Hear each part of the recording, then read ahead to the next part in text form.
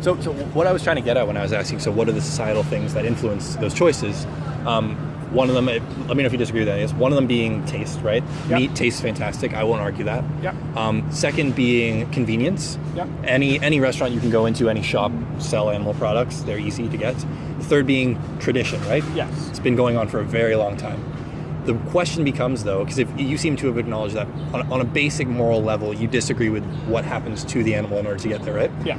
Do any of those three reasons morally justify the action involved?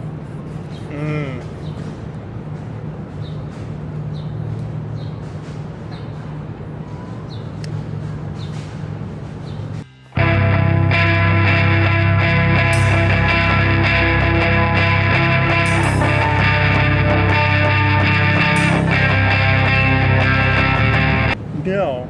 Interestingly, no, they don't justify it. I mean, there's an argument to be made for the person who actually is butchering the pig because they have to make a living. Sure. But in terms of like the end consumers, there isn't much of a moral justification there.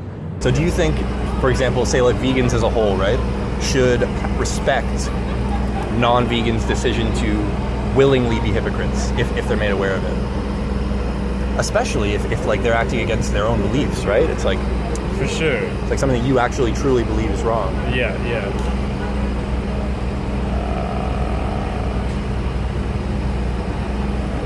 I guess to some extent, yeah. But then on the other end, I guess people who aren't vegans should also respect a vegan's choice to, Well, sure. But there's nothing wrong. There's nothing like morally wrong with it, right? Yeah.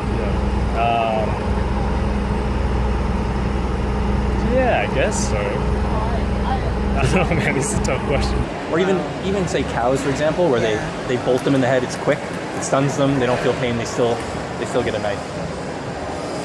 So would you say that, let's say we're talking about someone else who, like yourself, has acknowledged that you would think it's wrong to hurt a pig or a dog or any given animal, right? I do think it's wrong. So is it hypocritical at all to pay for someone else to do that? See, now that you're telling me that's what they do, I might look into, I'll be honest and say I won't stop eating bacon today, but I would definitely be cautious about looking up how they actually do that. And, depending on what I see and what I research, it may drive me to the decision to not actually do that anymore. That's awesome. So that's amazing. Do you think that people... knowledge, yeah. Yeah. Do you think that human beings in today's day and age need to consume animal products to survive or be healthy? I think there's alternatives. Protein is something the body needs, but there's other ways. There are vegans in this world who survive just fine. There are vegetarians who survive just fine. So I don't think we need animal meat to survive. I don't think it's wrong to eat it. I just don't think we need it. You don't think it's wrong to eat it? I wouldn't say you're wrong to eat animal meat because it's something that's been happening for a long time. Since the beginning of time. Sure. So it'll take me a little while longer to say that, but I understand why vegetarians are vegetarians and vegans are vegans. We don't need meat to survive, no. But again, because there's a disconnect in that they don't have to see it, they don't feel like it's actually happening. Yeah, right? of course. It's similar to, and I think when you're talking about the scale of the meat, we don't actually have the ability to understand large numbers very well. Yeah. Which is why you see that in like when a hurricane happens or when a really bad event happens and there's thousands of people that have died, the support kind of is an outpouring but then wanes, and then just kind of you don't see a lot of support. Whereas when there's an individual who's been harmed, then you see this huge movement around it because we can understand one or two or three people really well. We can really get what they're going through. We can get the suffering of one animal really well, which is why dogs locked in cars, people really feel for that. They understand one animal suffering. It's a fantastic point. But they don't. People have a hard time understanding hundreds of thousands of animals suffering because that number doesn't register as a real thing. Well, we can't conceptualize you're so it. disconnected from the feelings of an individual that it's difficult for you to understand and empathize. And that's, I think, where morality comes from, is you have to have empathy for the other party. Yeah. So you think the scale of it plays into the fact of why we have a hard time empathizing with the situation? It's hard because it brings into question all these things that you maybe have not thought about before, right? So the idea isn't to tell people, like, I haven't told you that what you're doing is wrong or any of this stuff. I've just led you to your own conclusions about it, right? For sure, yeah. So does that make you rethink sort of your habits and things? Like, well, I guess the better question is, would you like to live your life? So the question I ask people is like, on your deathbed, would you rather say, you know what, I live my life according to what I believe is right, even if it may be challenging, or if I had to, you know, go to a different restaurant or whatever, but I live true to myself and my beliefs? Or, you know, I tried my best, but this is the capitalist system and people have been doing it for a long time and chicken wings taste really good. Right. You know what I mean? I think it comes down to a personal choice, at least for me. Of course, it is a personal choice, right? Yeah, I mean, I think maybe. Yeah, I guess it goes back to the thing about hypocrisy is like that if you're made aware of something, it doesn't necessarily mean that you're going to enact that change in your life. But I don't know if that is sort of that you've sort of failed morally, because I feel like it's quite difficult to live a life where you sort of Where you live totally in line with your beliefs as far as like... yeah. How so? Because you know, like a lot of young educated people, I'm aware of, you know, a capitalist system or whatever, but I might not necessarily enact my beliefs because of, you know, a number of reasons, right? Maybe it's laziness or complacency. Sure. Are any of those justifiable though? No, they're not justifiable. But then I do think there should be room for some sense of empathy, because it is really daunting to sort of Be vegan? Or make that sort of a change in your life? yeah, maybe not necessarily even vegan, you know, because a lot of other consumer choices we make are like less ethical, like buying clothes? Sure, yeah. Sure, but it's fairly easy to just like buy another product, right? for sure, yeah, to make ethical consumer choices. Yeah. Would you agree that with the statement that human beings, there are things that we've done for a long time that were maybe legal, but not necessarily the most moral of things that were... Absolutely. A lot of things, you know. So do you think that if we recognize that something is immoral, or that we because like I would never tell someone that eating meat is wrong, right? Correct. But I can talk to you and you believe that it's wrong. Yeah. Like, but the actions involved in it, right? Yeah. And then do you think that people who acknowledge that maybe have some sort of responsibility to themselves to change or to commit to learn about change? I think so. I think knowledge is power. Yeah. Like, you know, like I was honest with you and I said, I'm not too sure how pigs are slaughtered. Sure, yeah. But knowing Most people don't know. information would let me go back and look more into it. So I'd like to give people the benefit of the doubt and know that, you know, if someone knows something is wrong, if they feel it's wrong, again, it's relative. Yeah, you know, what completely. I think is wrong, you think is okay. It depends on your So if you think beliefs. it's wrong, I believe you are going to change it if you have the information. Yeah, that's awesome. There's a lot of forces that make it difficult to push to have more empathy. It's like it's made very, very easy to live your day-to-day life. Just be like, oh, okay, well, plastic lid. Yeah, that's fair. But so you said like you buy the plastic lid, you don't necessarily know where it comes from or if it's going to end up in I a buy turtle. the coffee. It just came with a lid. Yeah. But then in the example of say food production, we know where it comes from. Yeah. I want to touch on something you mentioned before, which was the fact of like happy farms, and they've been around for a long time, family farms. And I think that's a concept that some people or a lot of people are really enamored with the idea of, you know, like what if we had, you know, family farms, the animals are treated really well, you know, they get to live their life free out in the grass, eating and roaming around, and then we eat them, right? Would you say that's like better if chickens are free run and they're, you know, out in the grass and enjoying themselves? Then the question becomes, is there an ethic, because like people talk about ethical slaughter, right? Is there an ethical way to kill something, a being that doesn't want to die?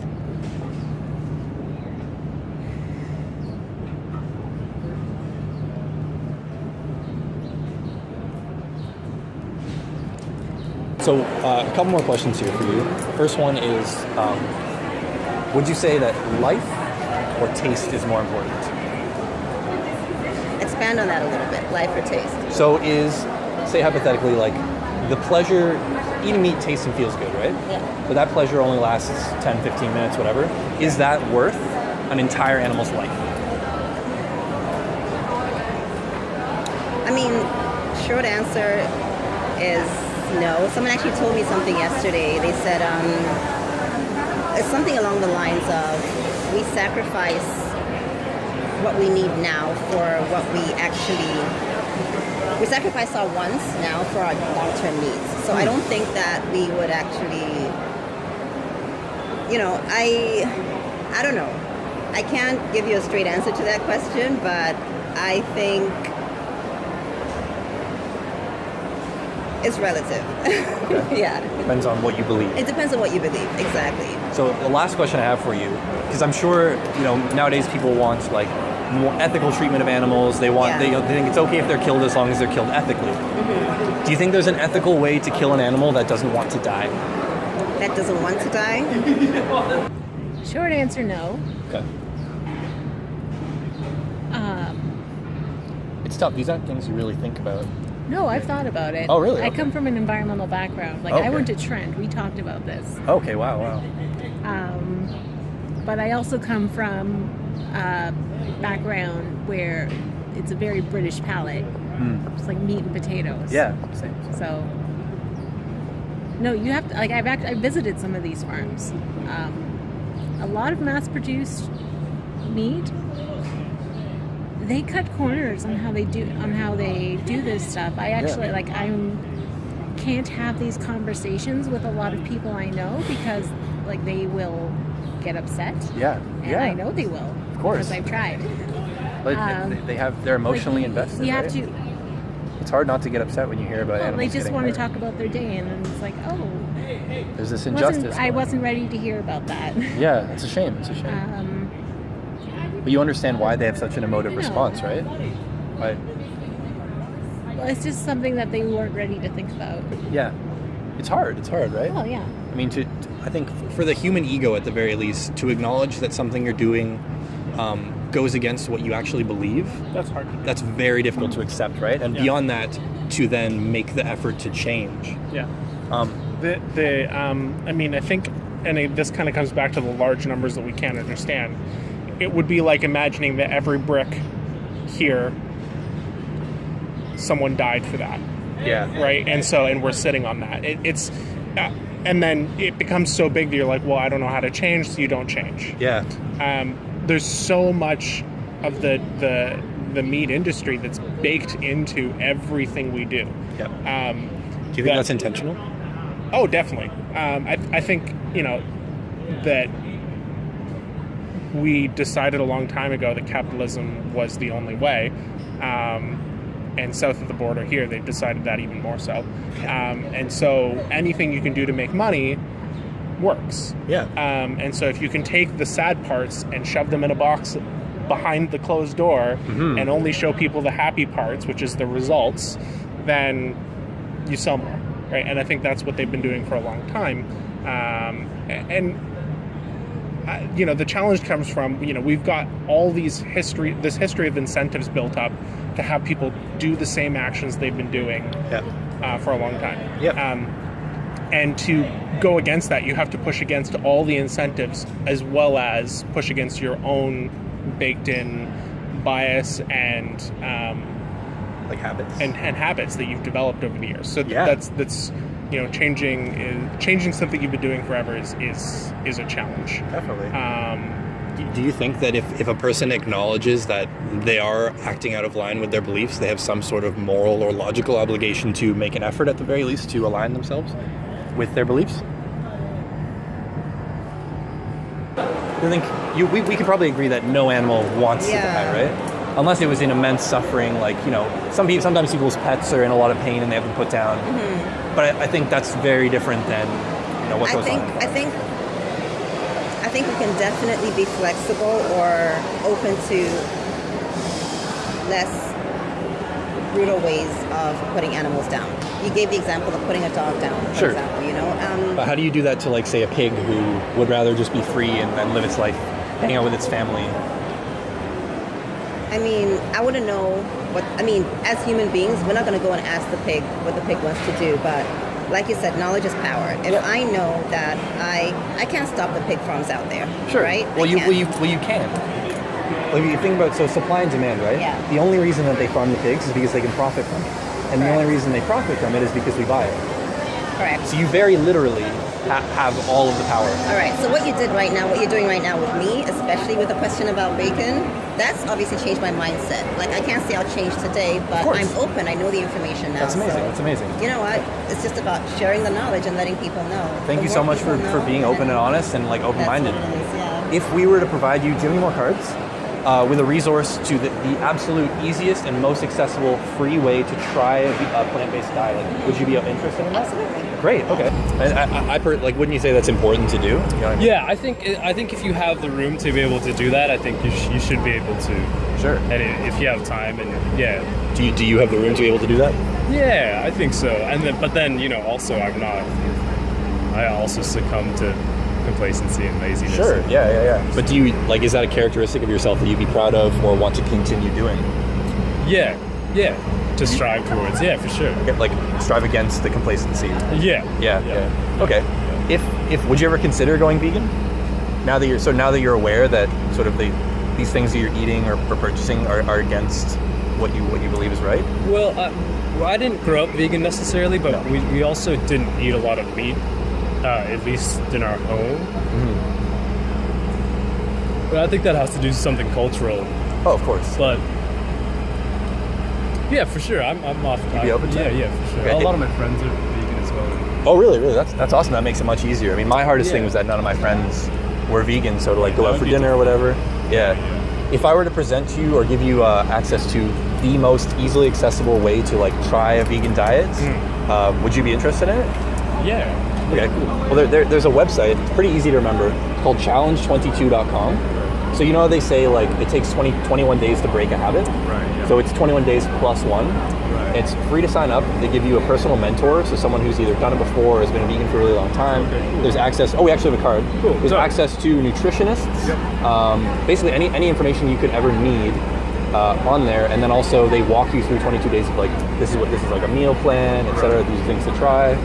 I actually have to go back to work. Okay, sorry. But thanks for this. It's a pleasure. Thank you so much for talking to us. Mitch. Really appreciate it. I think it's practically impossible to live a perfectly ethical life. I agree.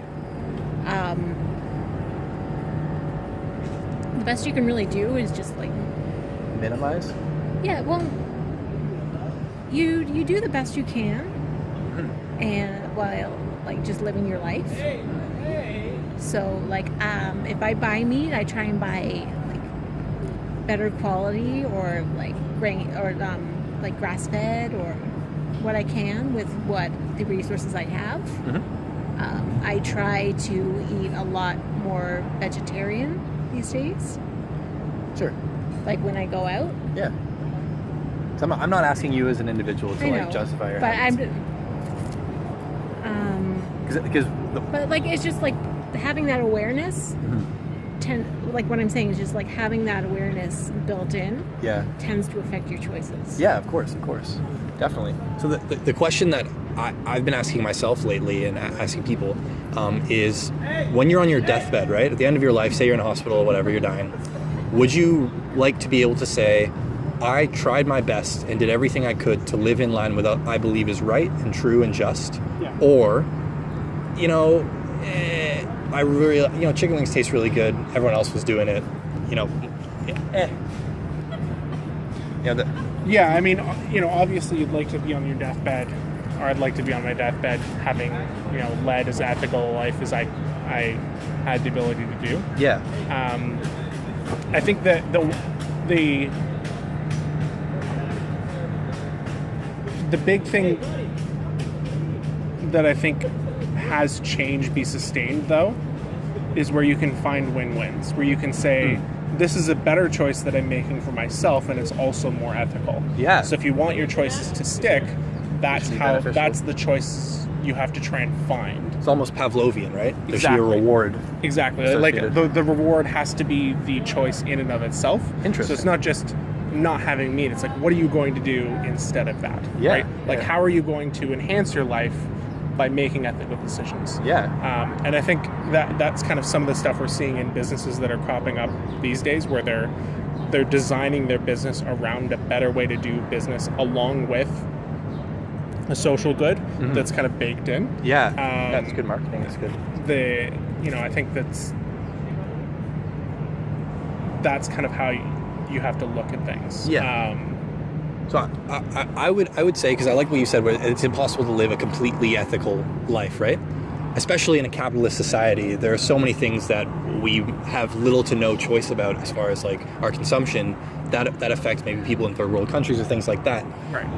But would you agree with the statement that within those guidelines or within those parameters, we do have something of a responsibility to minimize or do our best to minimize the amount of harm we are doing? Say, plastic straws. I hear about people buying their own reusable straws or a cup that you can take with you. I mean, you mentioned plastic lids, so maybe that's something that bothers you. Maybe would you consider buying a reusable coffee cup or something like that you can bring and they'll just fill up? Do you think we have something of an obligation to look into or find out about or try incentives or things like that? Yeah, I think that, and it's breaking the cycle of needing to consume. I think that's awesome. Because when you make food at home, for example, you make food very differently than you would make food or than you would order food at a restaurant. When you order food at a restaurant, you want value, right? You want to get something really good, and usually like that really great food is probably meat on the menu. When you make food at home, you're looking at the quality of ingredients you're getting and what you could make that's delicious with that, and it's a different mindset. Yeah. So you end up very easily using a lot less meat because you want to like make sure that if you're going to use meat, because it's expensive, and especially if you know where it comes from, you try to make sure that you do a lot with as little meat as possible, right? Yeah. And then I think that changes how you start to be able to make dishes without meat at all. I think that changes how you perceive things, but it also decouples you from this idea that you always have to be consuming things. Yeah. Right. You can use the same thing over and over. You can make stuff that has a lower impact, and it's more ethical. But it kind of requires taking ownership of what you are consuming and kind of being a little more mindful about how you go about your day and not just buying things because they're there and it's convenient and makes you feel better in the moment. So would you guys agree with the statement that from your standpoint, or I think from a lot of people's standpoint, that veganism as a lifestyle is fairly inaccessible? Yeah. Yeah, you agree with that? Yeah, it's very, very inaccessible. Yeah. Every single place you go to is supporting carnivores. Yeah. I eat meat, and I've never had an issue not being able to get something I want at any restaurant. Yeah. It depends on where you live too. I lived out in Calgary for 3 years. Yeah. I think there's one vegan restaurant in Calgary. There's probably more now, but the vegans that I knew out there had to really work at it. Yeah. You basically have to cook all your own food, right? That's a deterrent. Of course. For sure. Do you think we have that problem as much in Toronto still? It's not as bad. There's definitely more options, but the I've got an app that makes it a lot easier for me to find that kind of thing. So The Happy Cow app? No, Ritual. Oh, okay. It just gives you healthy. I probably eat out more because of it when I'm downtown. Yeah. But I can also pick and choose and just be like, okay, well, I'm not gonna chill somebody's store and somebody's restaurant on video, but there's this store and they have a couple of things that I really like here. Yeah. And okay, I feel like having vegetarian today, so it's just That's awesome.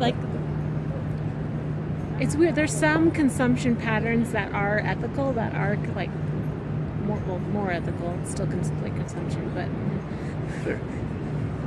So I don't want to take up too much more of your time. I really appreciate you guys taking the time to sit down and talk with me, especially about a topic as touchy as this. One final question would be, if I were able to provide you with a resource that makes trying veganism out or a plant-based diet the most accessible and simple that you could ever find, would you be interested in maybe giving it a go? Sure, of course. Fantastic. Here's this card. There's loads of links. I just have the one. I don't know if you guys can share it or whatever. So it's vegan22.com. And basically it's free. You sign up with your email or your Facebook account. You get paired up with a personal mentor, so they can answer any questions you have. There's nutritionists and dietitians in the group to answer any questions like that. And so, they say like it takes 21 days to break a habit, like mentally. So it's 21 plus 1 for that extra. But they give you like meal plans and things like that, so you can see how affordable it is, how easy it is, how many different places you have in your city. There's also a whole bunch of different documentaries, so you can learn about the different aspects of it. Cool. Yeah. Thank you. Thank you for being open-minded and having this talk. I really appreciate it. Yeah, no worries. Thanks for your time. You too. Really appreciate the informed opinion. It's cool to talk to someone who's studied at Trent, and you presented some really interesting points or views on it that I actually never heard before, so I really appreciate it.